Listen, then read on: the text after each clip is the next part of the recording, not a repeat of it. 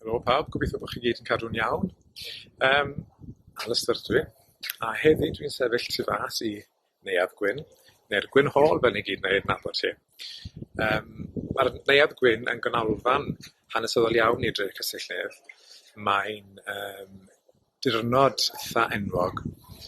Y tir wedi roi ymreiddiol gan Hywel Gwyn ei hun, adeiladwyd yr adeilad yn 1887.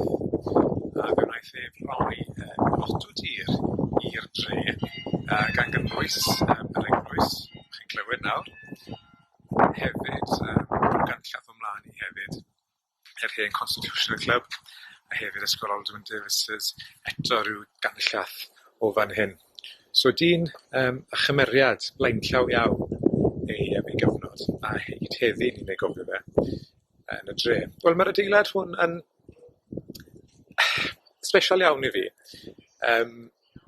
Ers mi fod yn grwt mi fues i yma yn gwerthu rhaglenni gyda cynhyrchiadau. Hefyd dwi'n rhyw drydydd neu bedwerydd genhedlaeth o'n heili i berfformio ar lwyfan y theatr y fan hyn.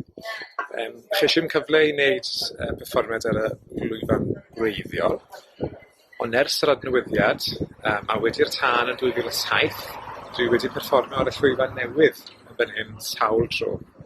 Hefyd i gweithio blaen ti cefn llwyfan a di gweithio yn y pit mwyn y lai.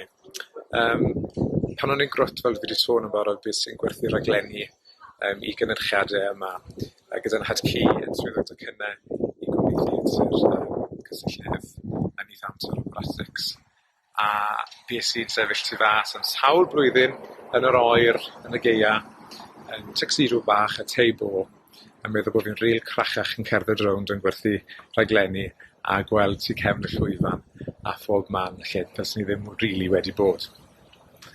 Ond mae'r lle'n sbesial iawn fel fi wedi sôn oherwydd y cysylltiadau hanesyddol teuluol i mi, a dwi'n gobeithio'n fawr iawn wedi hyn i gyd.